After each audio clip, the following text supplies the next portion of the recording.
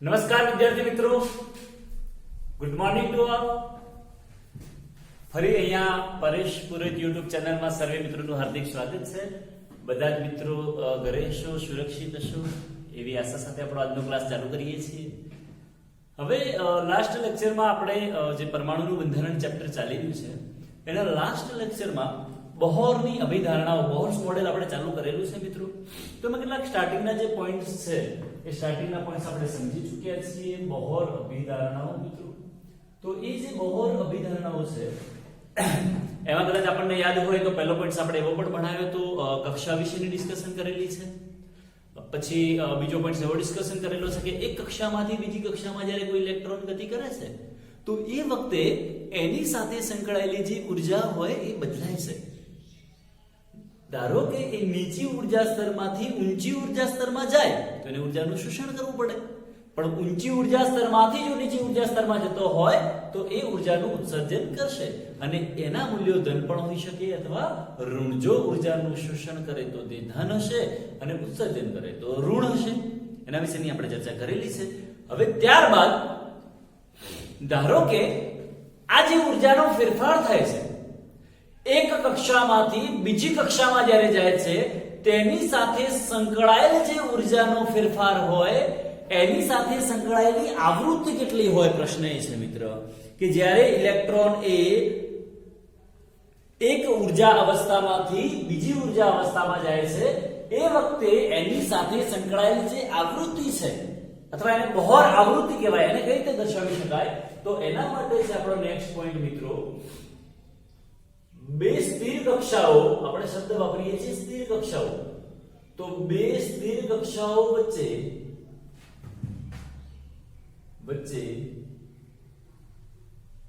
ઉર્જાના તફાવતને આધારે અથવા તફાવતને અનુરૂપ આવૃત્તિ નીચે મુજબ દર્શાવી શકાય છે. હવે આપણી પાસે મિત્રો ફોર્મ્યુલા એવું છે કે E h nu, આવું ફોર્મ્યુલા છે. E h nu જો આપણે ઓલરેડી પહેલા ભણી ગયા છીએ. અહીંયા ઉર્જા છે, આવૃત્તિ છે, પ્લાન્ક અચળાંક છે. અને આમ પણ દર્શાવી શકાય કે ઉર્જાના ફેરફારના સ્વરૂપમાં દર્શાવવું હોય તો ડેલ્ટા E h nu સ્વરૂપમાં દર્શાવાય. તો therefore અહીંયા એવું લખી શકાય કે nu delta E by h ના ફોર્મમાં લખી શકાય.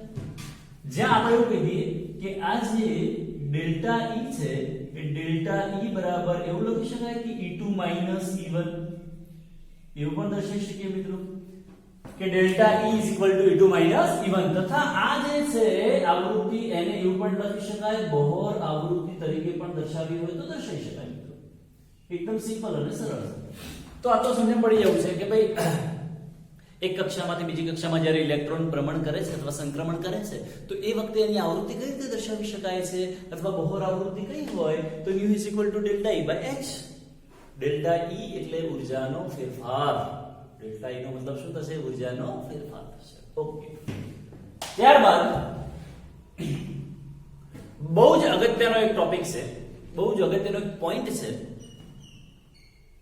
બોહર અભિધારણા પ્રમાણે ઇલેક્ટ્રોન એ માત્ર એવી જ સ્થિર કક્ષામાં ગતિ કરશે કે જે સ્થિર કક્ષાનું કોણીય વેગમાન nh/2π જેટલું હોય. બહુ જ ધ્યાનથી સાંભળજો મિત્રો, યાદ રાખજો, ખાસ અગત્યનો પોઈન્ટ છે. ઇલેક્ટ્રોન એવી જ સ્થિર કક્ષામાં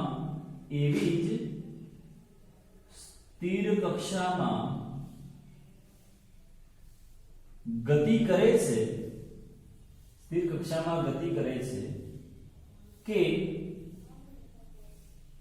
જેનું કોણીય વેગમાન આપણે અહીંયા લખી દઈએ, કોણીય વેગમાન mvr nh/2π જેટલું હોય. ઇલેક્ટ્રોન એવી જ સ્થિર કક્ષામાં ગતિ કરે છે કે જેનું કોણીય વેગમાન mvr બરાબર, અહીંયા આપણે એવું લખી દઈએ માસ of electron. Mass of electron, કારણ કે જે ભ્રમણ કરે છે, જે ગતિ કરે છે કોણ છે? તો આપણો ઇલેક્ટ્રોન છે. આપણે એવું વિચારીએ ચલો કે ભાઈ આપણને એ સમજણ છે કે P બરાબર mv થાય મિત્રો. અહીંયા P જે છે એ આપણું રેખીય વેગમાન છે. p નો મતલબ શું થાય? રેખીય વેગમાન બરાબર m દળ ગુણ્યા વેગના ગુણાકારને એનું રેખીય વેગમાન તરીકે ઓળખવામાં આવે. પણ જ્યારે કોઈ કણ હોય અથવા કોઈ પદાર્થ વર્તુળાકાર માર્ગમાં ગતિ કરતો હોય, કે અહીંયા કક્ષામાં જ્યારે ઇલેક્ટ્રોન ગતિ કરે છે મિત્રો, તો એ ઇલેક્ટ્રોન વર્તુળાકાર માર્ગમાં ગતિ કરે છે. તો એનો મતલબ કે અહીંથી અહીંયા માંડીને જે અંતર છે એને એની રેડિયસ અથવા તો ત્રિજ્યા તરીકે ઓળખવામાં આવે. અહીંયા જે ઇલેક્ટ્રોન ભ્રમણ કરે છે એના દળને m ઓફ e વડે દર્શાવાય, અને જે વેલોસિટી થી ફરે છે એને v તરીકે ઓળખવામાં આવે. તો જ્યારે રેખીય વેગમાનને ત્રિજ્યા વડે ગુણવામાં આવે છે તો એને કોણીય વેગમાન તરીકે ઓળખવામાં આવે. તો mvr બરાબર nh/2π જેટલું થાય. અહીંયા માસ ઓફ ઇલેક્ટ્રોન જે છે આપણે ઓલરેડી મિત્રો પહેલા ભણી ગયેલા છે કે માસ of electron is equal to 9.11 into 10⁻31 kilogram જેટલું થાય. 9.11 into 10⁻31 કિલોગ્રામ જેટલું થાય માસ ઓફ ઇલેક્ટ્રોન, જે આપણે યાદ રાખી શકીએ મિત્રો. ઓકે, અહીંયા અથવા એવું પણ કહી શકાય કે ઇલેક્ટ્રોન એવી સ્થિર કક્ષામાં ગતિ કરે છે જેનું કોણીય વેગમાન, અથવા એવું કહેવાય કોણીય વેગમાન એ h/2π ના પૂર્ણ ગુણાંક સ્વરૂપમાં હોય. h/2π ના પૂર્ણ ગુણાંક સ્વરૂપમાં હોય, જ્યાં n બરાબર 1 પણ હોય છે કક્ષા. અહીંયા જે n છે એ n એટલે આપણી કક્ષા છે. તો n એટલે આપણી જો કક્ષા હોય તો કક્ષા 1 પણ હોઈ શકે, કક્ષા 2 પણ હોઈ શકે, 3 પણ હોઈ શકે. તો આપણને સમજણ પડી છે કે એવી જગ્યાએ જ ગતિ કરી શકે અથવા ઘૂમશે કે જે h/2π ના પૂર્ણ ગુણાંકમાં હોય. h/2π ના પૂર્ણ ગુણાંકમાં હોય. મિત્રો એક બીજી વસ્તુ પણ યાદ રાખજો, h/2π ને h કટ તરીકે પણ દર્શાવી શકાય. જે h/2π છે એને h કટ આને એવું લખી શકાય, h પછી કટ તરીકે લખાય. કટ આપણે આમ ક્રોસ કરીએ ને કટ લખાય. તો therefore આવું પણ લખી શકાય કે mvr nh કટ પણ લખી શકાય લખવું હોય, કારણ કે h કટ બરાબર h/2π થાય. તો આના પણ એમસીક્યુ, આને લગતા ઘણા બધા એમસીક્યુ મિત્રો પૂછાઈ શકે છે, ખાસ ધ્યાનથી સમજવાનું. કારણ શું થઈ શકે કે ચલો કદાચ આના પરથી આપણને એવું પૂછાય કે જે રાઉન્ડ અથવા જે વર્તુળ છે એનો પરિઘ શોધવો હોય. વર્તુળનો પરિઘ, પરમાણુની જે ત્રિજ્યા હોય, પરમાણુની જે કક્ષા છે એ કક્ષા એ પોલી હોય, મતલબ વચ્ચે જગ્યા હોય, એટલા માટે એને વર્તુળ તરીકે ઓળખવામાં આવે. તો વર્તુળનો પરિઘ કરવો હોય આપણામાંથી એવું કહી શકીએ મિત્રો. આ જે 2π છે ને, 2π ને આ બાજુ લઈ જઈએ ને, mv ને નીચે લઈ જઈએ તો આવું થઈ ગયું. 2πr is equal to આ ns તો એમ જ રહેશે મિત્રો, ડિવાઇડેડ બાય આ જે mv છે એને આપણે નીચે લઈ જઈએ mv. તો આવું થઈ શકે જો મિત્રો, 2π is equal to nh by mv જેટલું થશે. 2πr is equal to nh by mv જેટલું થશે, કારણ કે 2πr જે છે એને કહેવાય વર્તુળનો પરિઘ. 2πr એટલે આપણો શું થશે મિત્રો? વર્તુળનો પરિઘ તરીકે લખવામાં આવે. તો કદાચ પરિઘ શોધવું હોય તો આપણાની પરથી શોધી શકાય. જ્યાં n શું છે તો જે તે કક્ષાનો નંબર છે, પૂર્ણાંક સંખ્યા છે. h એટલે પ્લાન્ક અચળાંક છે. m એટલે ઇલેક્ટ્રોનનું દળ, v એટલે ઇલેક્ટ્રોનનો વેગ. જે તે એ વેગની પછી ચર્ચા કરીશું મિત્રો. ઓકે, તો પહેલા આપણે ડિસ્કશન કર્યું કે એની બહોર આવૃત્તિ શું છે.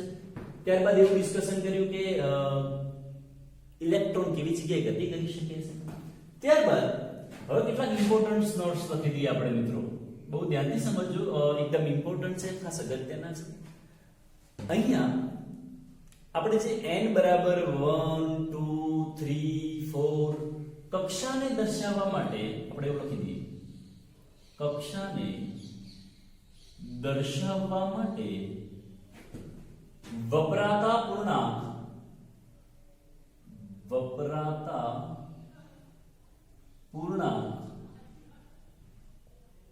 n બરાબર 1 2 3 વગેરે જે છે જેને મુખ્ય ક્વોન્ટમ આંક કહે છે, જેને મુખ્ય ક્વોન્ટમ તરીકે ઓળખવામાં આવે છે. યાદ રાખજો મિત્રો ખાસ કે જે આપણે અહીંયા લખ્યું કે ચલો ભાઈ nh/2π જેટલું કોણીય વેગમાન હોય તો જ્યાં n બરાબર 1 પણ હોઈ શકે, 2 પણ હોઈ શકે, 3 પણ હોઈ શકે, 4 પણ હોઈ શકે, કોઈ પણ હોઈ શકે. હા, પછી એવું નહીં કે ચલો n બરાબર 0 એવું પોસિબલ બને કે 0 કક્ષામાં ઇલેક્ટ્રોન ઘૂમ્યા કરે છે? કોઈ કક્ષા જ ના હોય તો ઇલેક્ટ્રોન ત્યાં હશે નહીં. અથવા દોઢ કક્ષામાં ઇલેક્ટ્રોન ઘૂમ્યા કરે છે એવું પણ હોય નહીં. તો n બરાબર યાદ રાખજો મિત્રો, n બરાબર 1 હોઈ શકે, 2 હોઈ શકે, 3 હોઈ શકે, 4 હોઈ શકે. ઓકે, તો એક આપણને એ સમજવું પડશે મિત્રો કે જ્યારે જ્યારે પણ કક્ષાને દર્શાવવા માટે જે પૂર્ણાંક વપરાય છે એને મુખ્ય ક્વોન્ટમ તરીકે ઓળખવામાં આવે છે. હવે બીજું આપણે એવું કહીએ કે આપણી પાસે જે સ્થિર કક્ષા હોય એ સ્થિર કક્ષાની મારે ત્રિજ્યા દર્શાવવી હોય કે સ્થિર કક્ષાની ત્રિજ્યા કેટલી થશે પ્રશ્ન આવશે. બહુ જ ઇમ્પોર્ટન્ટ છે. હા, આ એમસીક્યુ માટે ઘણું બધું અગત્યનું છે, એને ધ્યાનથી યાદ રાખવાનો પ્રયત્ન કરજો. ભાઈ અગત્યનું બધું છે, ફરી કહી દઉં તમને. એનસીઈઆરટી બુકમાં આપેલો દરેક વર્ડ, એનસીઈઆરટી બુકમાં આપેલો દરેક શબ્દ એ આપણી માટે ઇમ્પોર્ટન્ટ છે, એ આપણી માટે આઈએમપી છે. તો એનસીઈઆરટી ની બુકને બિલકુલ ધ્યાનથી વાંચજો અને ફોલો કરજો. દરેક ફોર્મ્યુલાઝને યાદ રાખજો મિત્રો. એનું એપ્લિકેશન શીખજો, કઈ રીતે યુઝ કરી શકાય એ પણ આપણને આવડવું જોઈએ. તમને પડે છે? ધારો કે આપણને અહીંયાથી ચલો એપ્લિકેશનની વાત કરીએ તો આપણને અહીંયા કદાચ ક્વેશ્ચન એવું પૂછાય કે પ્રથમ કક્ષામાં રહેલા ઇલેક્ટ્રોનનું કોણીય વેગમાન જણાવો. તો પ્રથમ કક્ષા તમે લો તો n બરાબર 1 થાય. n બરાબર 1 લો તો h/2π જેટલું થાય. n બરાબર 2 અહીંયા લખી દઈએ આપણે મિત્રો. ચલો કે n બરાબર 1 માટે અહીંયા n લખીએ અને અહીંયા mvr લખીએ, એટલે કે કોણીય વેગમાન લખીએ. તો n બરાબર જ્યારે 1 હોય તો n બરાબર તમે 1 લો છો, પછી આની ચર્ચા કરીએ, પહેલા જોઈ લઈએ મિત્રો. n બરાબર 1 લો છો તો h/2π h/2π થશે. ચલો n બરાબર 2 લો છો મિત્રો તો અહીંયા n બરાબર 2 લો તો 2 2 કેન્સલ થઈ જાય તો h/π જેટલું થશે, h/π. ચલો n બરાબર 3 લો છો મિત્રો તો અહીંયા 3h/2π થશે, 3h/2π. અથવા એવું પણ લખી શકાય 1.5h/π જેટલું થાય. તો આને એપ્લિકેશન બેઝ કહેવાય કે કઈ રીતે યુઝ થઈ શકે. કઈ એક વસ્તુ આપેલી હોય બીજી શોધવાની બીજાઈ શકે, એની એપ્લિકેશન પણ આપણને સાથે સાથે મિત્રો આવડવું જોઈએ. ઓકે, તો આપણે આપણા ટોપિક પર પાછા જઈએ મિત્રો કે સ્થિર કક્ષાની ત્રિજ્યા કેટલી હોય. આપણી પાસે જે કક્ષા છે, ધારો કે એ કક્ષા દોરેલી છે, તો આ જે કક્ષા છે એ કક્ષા સાથે સંકળાયેલ જે ત્રિજ્યા હોય જેને સ્મોલ r વડે દર્શાવવામાં આવે, એ ત્રિજ્યા કેટલી હશે. તો જ્યારે જ્યારે પણ, અને આપણે સ્પેશિયલ જ્યારે હાઇડ્રોજન પરમાણુ માટે વાત કરતા હોઈએ મિત્રો, તો એ કક્ષાઓની ત્રિજ્યાને યાદ રાખજો ખાસ કે કક્ષાની ત્રિજ્યાને rn બરાબર rn is equal to a0 into n² by z વડે દર્શાવાય છે. rn is equal to a0 into n². આમ તો મિત્રો આટલું ફોર્મ્યુલા આવશે તમારે ખાસ કે rn is equal to a0 into n². કારણ કે વિચારી શકો કેમ? કારણ કે આપણે જે આ બોહર અભિધારણા જે છે એ હાઇડ્રોજન પરમાણુ માટે ભણી રહ્યા છીએ, અને જ્યારે હાઇડ્રોજન હોય તો હાઇડ્રોજન માટે આપણને એ આઈડિયા છે કે z બરાબર 1 હોય. હવે જો તમે z બરાબર 1 લો છો તો rn બરાબર a0 n² થાય. પણ આપણે ઓલ ઓવર જે ફોર્મ્યુલા યાદ રાખવાની છે મિત્રો, એ યાદ રાખજો કે rn is equal to a0 into n² by z થશે. rn is equal to a0 into n² by z થશે. જ્યાં જે z છે એ આપણો પરમાણ્વીય ક્રમાંક છે. a0 જે છે અહીંયા a0 ને કહેવાશે મિત્રો બોહર ત્રિજ્યા. અહીંયા લખી દઈએ આપણે a0 એટલે આપણી થશે બોહર ત્રિજ્યા, અને એ જે બોહર ત્રિજ્યા છે એનું માપ છે 52.9 પિકોમીટર, 52.9 પિકોમીટર, 52.9. અથવા એને મારે એંગસ્ટ્રોમમાં લખવું હોય તો એવું પણ લખી શકાય 0.529 એંગસ્ટ્રોમ. અથવા એને નેનોમીટરમાં લખવું હોય તો 0.0529 નેનોમીટર. આ અલગ અલગ એકમમાં એના વેલ્યુ દર્શાવી શકાય. આપણે યાદ રાખવાનું છે મિત્રો, આ આપણે યાદ રાખવાનું છે, ફિક્સ છે, આને બદલાવાનું નથી. કે અહીંયા જે a0 છે તો કોન્સ્ટન્ટ છે, તો એના પરથી એવું પણ લખી શકાય કે rn proportional to n² by z. એવું લખી શકાય rn proportional to n² by z, કારણ કે a0 તો અચળાંક છે, કોન્સ્ટન્ટ છે, જેનું મૂલ્ય ફિક્સ છે. હવે પ્રશ્ન છે n શું? એવું કે છે n બરાબર 1 2 3 4 આ તે વગેરે. તો જેમ જેમ n વધે છે, ધારો કે ચલો n બરાબર 1, n બરાબર 2 n બરાબર 3 એમ એની ત્રિજ્યા પણ વધવાની છે મિત્રો. જેમ જેમ n વધતો જશે આપણે અહીંયા એવું લખી દઈએ કે n બરાબર 1 છે, n બરાબર 2 છે, n બરાબર 3 છે. તો જેમ જેમ n વધતો જાય છે એમ એની ત્રિજ્યામાં શું થાય છે? વધારો. એટલે બંને એકબીજાના સમપ્રમાણમાં એવું કહી શકાય. ધારો કે આપણે એવું કહીએ ચલો n બરાબર 1 2 3 4 તો વગેરે. પણ હવે પ્રશ્ન એ છે કે અહીંયા z એક્ઝામ્પલ તરીકે આપણે કેટલી વાર એવું વાપરીએ, જો હાઇડ્રોજન હોય તો એના માટે આપણે z બરાબર 1 લખીએ, પણ હિલિયમ ધારો કે +1 હોય તો એના માટે z બરાબર 2 થશે, લિથિયમ +2 હોય તો એના માટે z બરાબર 3 થાય, બેરિલિયમ +3 હોય તો એના માટે z બરાબર 4 થશે મિત્રો. તો એનો મતલબ કે જે તે કક્ષા સાથે સંકળાયેલી જો ત્રિજ્યા આપણે શોધવી હોય તો Rn બરાબર a0 * n2/z ફોર્મ્યુલા યાદ રાખવાનું. અહીંયા જો હાઇડ્રોજન માટે હોય તો z બરાબર 1 આવશે મિત્રો. એટલે આપણે સિમ્પલ અને સરળતાથી યાદ રાખી શકીએ ફટાફટ એને. તો આ બધા જે કન્સેપ્ટ છે બોર અભિધારણા મિત્રો જે આપણે ભણી રહ્યા છીએ બહુ જ ઇમ્પોર્ટન્ટ છે, ખાસ એક્ઝામમાં પૂછાય છે આપણને, એમસીક્યુ માટે પણ ઇમ્પોર્ટન્ટ છે. ઓકે, તો ફટાફટ એને નોટબુકમાં નોટ ડાઉન કરી લો, ત્યારબાદ આગળનું ડિસ્કશન કરીએ. ઓકે,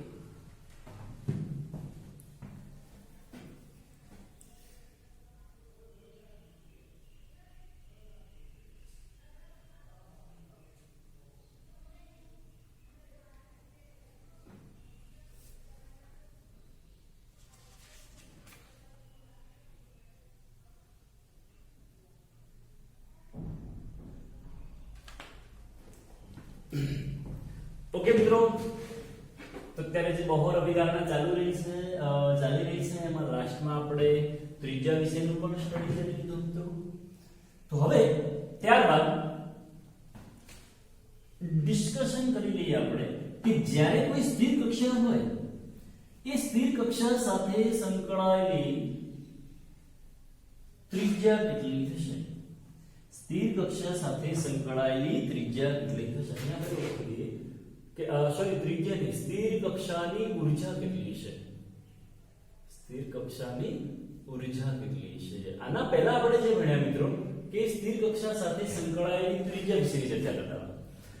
હવે આપણે કોઈ સ્થિર કક્ષા હોય એ સ્થિર કક્ષામાં ઇલેક્ટ્રોનની ઊર્જા કેટલી છે જેને En વડે દર્શાવાય, n મી કક્ષાની ઊર્જા.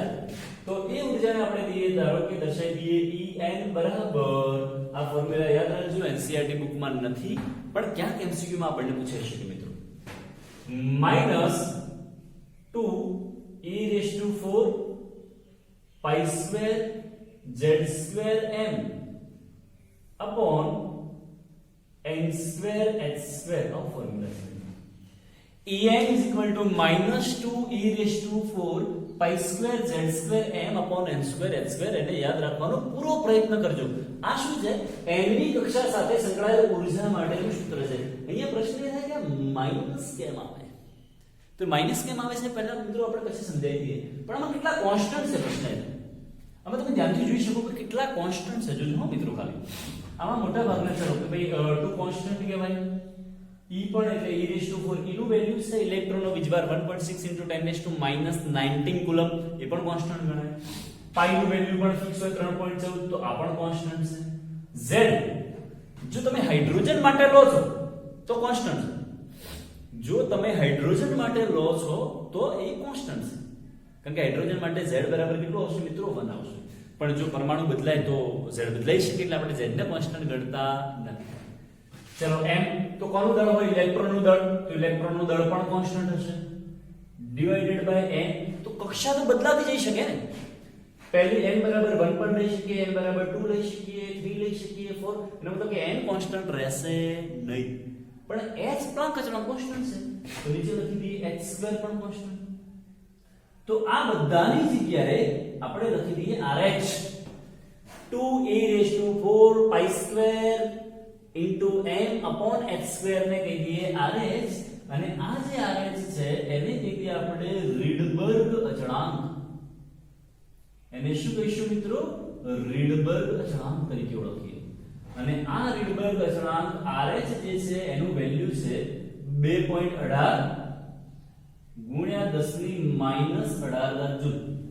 પર જુલીએ કન્ફર્મ કરી લઈએ 2.18 ગુણ્યા 10 ની માઈનસ 18 ઘાત જૂલ જેટલું વેલ્યુ છે જે આપણે યાદ રાખવાનું છે મિત્રો આ રીડબર્ગ કોન્સ્ટન્ટ અથવા તો રીડબર્ગ અચળાંકનું મૂલ્ય આપણે યાદ રાખવાનું છે 2.18 ગુણ્યા 10 ની માઈનસ 18 ઘાત 2.18 ગુણ્યા 10 ની માઈનસ 18 ઘાત 2.18 ગુણ્યા 10 ની માઈનસ 18 ઘાત યાદ રાખજો મિત્રો યાદ રહી જાય એવું છે હવે પ્રશ્ન એ છે કે ચલો આ બધી વસ્તુ કોન્સ્ટન્ટ થઈ ગઈ એના સિવાય વધ્યું શું એ લખી દઈએ આપણે તો એના સિવાય તમે જોઈ શકો કે en બરાબર માઈનસ ચલો આ કોન્સ્ટન્ટ z2 પહેલા તો આ બધાની જગ્યાએ લખી દઈએ rh આટલા જે બધા છે એની જગ્યાએ rh લખી દીધું ઉપર શું વધે છે z2 નીચે શું વધે છે ડિવાઇડેડ બાય n2 en બરાબર -rh z2 upon n2 જ્યાં z એટલે શું થશે આપણી પરમાણ્વીય ક્રમાંક n એટલે કક્ષાનો નંબર થાય ઓકે હવે જો હાઇડ્રોજન પરમાણુ માટે સ્પેશિયલ લખવું હોય માટે સ્પેશિયલ હાઇડ્રોજન પરમાણુ માટે મારે જ્યારે ફોર્મ્યુલા લખવાનું થાય મિત્રો તો z બરાબર 1 થાય z બરાબર 1 થાય તો લખી શકાય en બરાબર -rh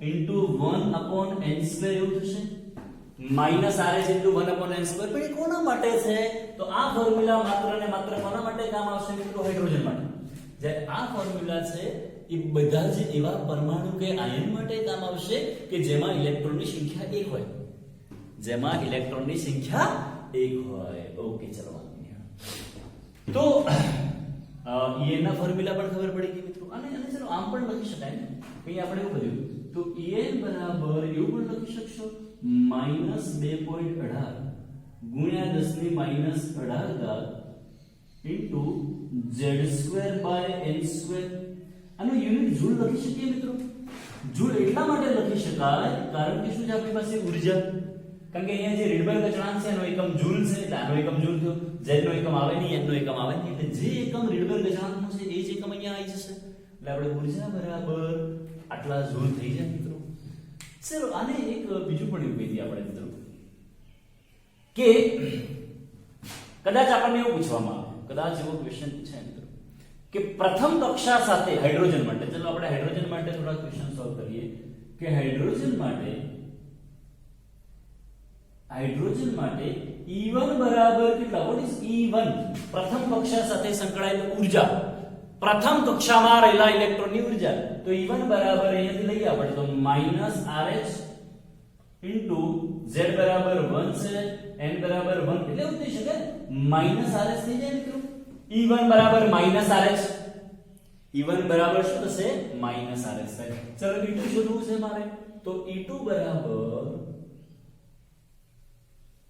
ઓકે ચલો અહીંયા લખી દઈએ આપણે E2 તો E2 બરાબર -r upon n બરાબર 2 લેવાના છે E2 એટલે n બરાબર 2 થાય તો 1/4 ઇઝ ઇક્વલ ટુ લખી શકાય -rh/4 થાય આ શું શોધ્યું આપણે બીજી કક્ષા સાથે સંકળાયેલી ઊર્જા ચલો E3 શોધવું છે તો જેમ જેમ આપણે શોધતા જઈશું મિત્રો તમે ધ્યાનથી સમજી શકો જો E3 શોધવું હોય તો E3 બરાબર -rh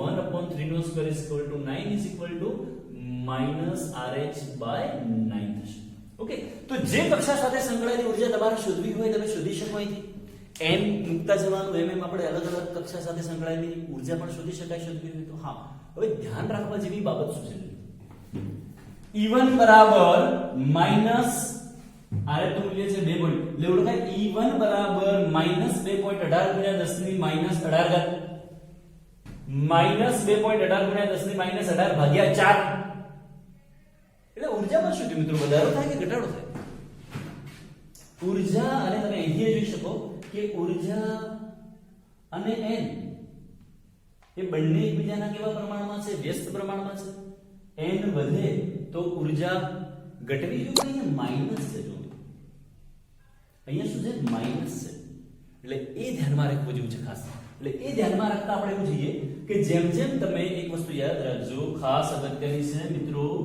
કે પરમાણુના કેન્દ્રથી આ પરમાણુનું કેન્દ્ર છે આ n બરાબર આપણે 1 કરી દઈએ ચલો n બરાબર 2 કરી દઈએ n બરાબર 3 કરી દઈએ મિત્રો તો n બરાબર 1 હોય, n બરાબર 2 હોય, n બરાબર 3 હોય, તો n બરાબર 1, n બરાબર 2, n બરાબર 3, તો અહીંયા જુદી જુદી જે કક્ષાઓ છે તો આની ઉર્જાને આપણે કહી દઈએ E1, આની સાથે સંકળાયેલી ઉર્જા છે એને કહી દઈએ E2, આની સાથે સંકળાયેલી જે ઉર્જા છે એને કહી દઈએ E3. તો જેમ જેમ તમે પરમાણુના કેન્દ્રથી મિત્રો દૂર જતા જાવ છો, ચલો અહીંયા આની ઉર્જા E1 છે, આની ઉર્જા E2 છે, આની ઉર્જા E3 છે, તો જેમ જેમ તમે પરમાણુના કેન્દ્રથી મિત્રો દૂર જતા જાવ છો એમ આ કક્ષા સાથે સંકળાયેલી જે ઉર્જાઓ છે બદલાતી જાય છે. અને યાદ રાખજો કે અહીંયા આ પરમાણુના કેન્દ્રથી અહીંનો ઇલેક્ટ્રોન સૌથી નજીક હોય એટલે એનું આકર્ષણ વધારે હોય. આકર્ષણ વધારે હોય એટલે એની સ્થાયીતા પ્રમાણમાં યાદ રાખજો મિત્રો વધારે હોય, અને સ્થાયીતા વધારે હોય તો ઉર્જા ઓછી હોય. તમે જેમ જેમ દૂર જતા જશો આની સ્થિરતા સૌથી વધારે હશે, કારણ કે આકર્ષણ વધારે છે કેન્દ્રથી. આના કરતા આનું આકર્ષણ થોડું ઓછું હશે, આના કરતા આનું આકર્ષણ વધારે ઓછું હશે. તો જેમ જેમ આકર્ષણ પ્રમાણમાં ઓછા થતા જશે એમને એની સ્થિરતા પણ ઓછી થતી જશે, અને સ્થિરતા ઓછી થતી જાય તો ઉર્જા શું થતી જશે? વધતી જશે. એવું કહી શકાય કે જેમ જેમ પરમાણુના કેન્દ્રથી દૂર જતા જઈશું એમ ઉર્જા વધે. એ બાજુમાં લખીશું આપણે ઇલેક્ટ્રોન જેમ પરમાણુના કેન્દ્રથી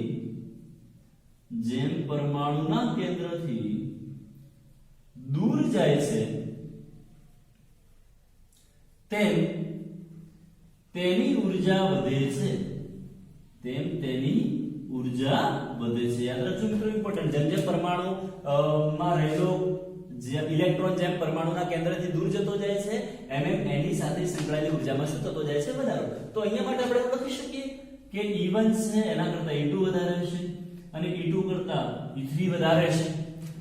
તો આપણી પાસે જે ફોર્મ્યુલા છે મિત્રો En -RH/z2/n2, અને આ જે ફોર્મ્યુલા છે ફરી હું કહ્યું કે આનું યુનિટ જે છે એકમ એ જૂલ થશે મિત્રો, યાદ રાખો. પણ ધારો કે ચલો આ જ ફોર્મ્યુલાને મારે આ જે જૂલ છે એ ઉર્જાને મારે ઇલેક્ટ્રોન વોલ્ટમાં દર્શાવી છે. તો જો ઇલેક્ટ્રોન વોલ્ટમાં દર્શાવી હોય મિત્રો તો યાદ રાખજો કે 1 electron volt is equal to, અથવા એવું લખી દઈએ કે 1.60 1.6022 ગુણ્યા 10⁻⁻19 joule is equal to 1 electron volt થાય. તો ધેરફોર 2.18 ગુણ્યા 10⁻18 જે જૂલ છે એને તમે ઇલેક્ટ્રોન વોલ્ટમાં ફેરવશો તો મિત્રો એનો આન્સર 13.6 ઇલેક્ટ્રોન વોલ્ટ આવે છે. 13.6 ઇલેક્ટ્રોન વોલ્ટ. તો આપણો જે RH છે એ RH ની જગ્યાએ આપણે કહીએ 13.6 ઇલેક્ટ્રોન વોલ્ટ 2.18 ગુણ્યા, તો એ ફોર્મ્યુલાને એવું પણ લખી શકાય કે En is equal to -13.6 z² upon n².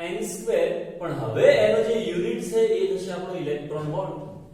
તો એની જૂલમાં પણ તમે દર્શાવી શકો મિત્રો, ઇલેક્ટ્રોન વોલ્ટમાં પણ દર્શાવી શકો. આ ધ્યાનમાં રાખવાનું ખાસ, જૂલ પણ દર્શાવી શકાય અને ઇલેક્ટ્રોન વોલ્ટ પણ દર્શાવી શકાય. ઓકે, હવે તો કદાચ ઇલેક્ટ્રોન વોલ્ટ માટે પૂછ્યું હોય n બરાબર 1 હોય તો એ વખતે એની ઇલેક્ટ્રોનની En બરાબર કેટલી થાય? તો માઈનસ આપણે એવું કહીએ. ચલો n બરાબર 1 માટે તો એ વખતે E1 બરાબર એવું લખાશે -13.6 ઇલેક્ટ્રોન વોલ્ટ. n બરાબર 2 હોય મિત્રો તો E2 બરાબર એવું લખાશે કે -13.6 ભાગ્યા 4 ઇલેક્ટ્રોન વોલ્ટ. એ પ્રકારે એઝ ઇટ ઇઝ બધા લખવા બધો લખી શકાય. હવે અગત્યનો ક્વેશ્ચન શું છે? ધ્યાનથી સાંભળો. અગત્યનો ક્વેશ્ચન એ છે કે આ જે ફોર્મ્યુલા છે એમાં માઈનસ કેમ આવે છે? આ ફોર્મ્યુલામાં માઈનસ કેમ આવે છે? તો માઈનસ કેમ આવે છે બિલકુલ ધ્યાનથી સાંભળજો મિત્રો. હવે E1 નો મતલબ એવો થાય પ્રથમ કક્ષા સાથે સંકળાયેલી ઉર્જા. N1 એટલે પ્રથમ કક્ષા થશે, n બરાબર 2 એટલે બીજી કક્ષા થાય, n બરાબર 3 એટલે ત્રીજી કક્ષા થાય. હવે એવું ધારવામાં આવેલું છે કે ધારો કે કોઈ ઇલેક્ટ્રોન મુક્ત છે, આપણે કહી દઈએ કે અહીંયા કોઈ મુક્ત ઇલેક્ટ્રોન છે.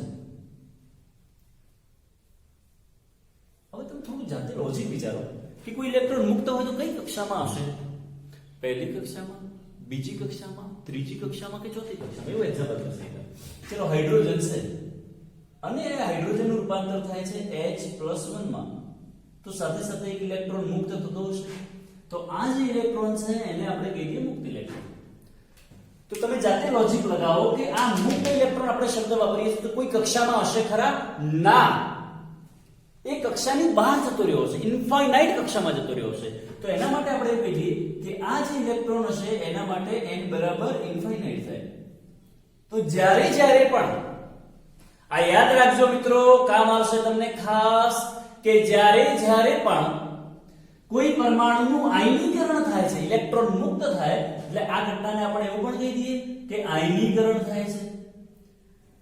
આયનીકરણ થઈ ગયું અહીંયા, કે જ્યારે પણ કોઈ પરમાણુનું આયનીકરણ થાય છે મિત્રો, તો એ પરમાણુનું જ્યારે આયનીકરણ થાય છે એ વખતે n બરાબર એ ઇલેક્ટ્રોન માટે n બરાબર ઇન્ફાઇનાઇટ લેવામાં આવે છે.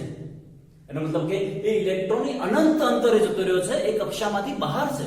અને જ્યારે કોઈ ઇલેક્ટ્રોન કક્ષામાંથી બહાર હોય એ વખતે એની સાથે સંકળાયેલ ઊર્જાને કહીએ આપણે E ઇન્ફાઇનાઇટ, અને E ઇન્ફાઇનાઇટ નું વેલ્યુ 0 સ્વીકારેલું છે. આ વેલ્યુ માટે હું ફરી એવો શબ્દ વાપરું છું કે આ જે ઇન્ફાઇનાઇટ અથવા E ઇન્ફાઇનાઇટ નું વેલ્યુ છે એ 0 અહીંયા નીચે લખ્યું છે મિત્રો, સ્વીકારેલું છે. ઇન્ફાઇનાઇટ બરાબર 0 સ્વીકારેલું છે. હવે તમે વિચારો કે જો ઇન્ફાઇનાઇટ E ઇન્ફાઇનાઇટ બરાબર 0 હોય તો કોઈ ઇલેક્ટ્રોન જ્યારે કક્ષામાં રહેલો હશે તો એની ઊર્જા આ ઇન્ફાઇનાઇટ વાળા ઊર્જા કરતા તો ઓછી જશે. કારણ કે આપણે પહેલા જ કીધું છે, જેમ ઇલેક્ટ્રોન પરમાણુના કેન્દ્રથી દૂર જાય છે એમ એની ઊર્જામાં વધારો થાય છે.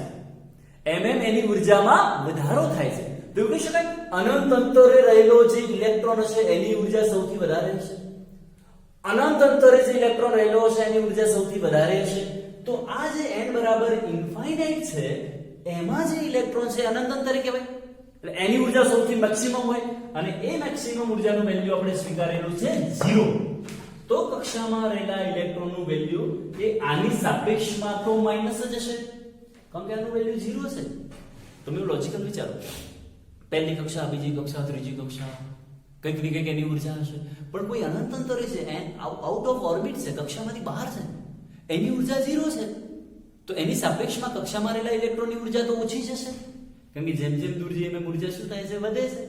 તો ઓછી હશે એટલે 0 કરતા ઓછી એટલે તો માઈનસ જ થાય, બીજો કોઈ ઓપ્શન નથી. એટલા માટે થઈ અને અહીંયા આપણને માઈનસ આપેલું છે. તમે એનસીઈઆરટી ની બુકમાં પણ જોઈ શકો કે આ બધું આપણને લખીને આપેલું છે. તમે ધ્યાનથી એને પછી વાંચવું હોય તો પણ વાંચી શકો છો. ઓકે, તો જ્યારે પણ આપણને આ યાદ રાખજો મિત્રો ખાસ, કે જ્યારે પણ આ બહુ ઇમ્પોર્ટન્ટ વસ્તુ છે કે જ્યારે એ ઇન્ફાઇનાઇટ થાય છે, જ્યારે ઇલેક્ટ્રોન ઇન્ફાઇનાઇટ કક્ષામાં જતો રહે છે તો એની સાથે સંકળાયેલી ઊર્જા 0 છે. તો અહીંયા લખી દઉં E ઇન્ફાઇનાઇટ બરાબર, અહીંયા લખી દે E infinite is equal to 0 હોવાથી કોઈ પણ કક્ષા, એટલે n બરાબર 1 હોય, 2 હોય, 3 હોય માં રહેલા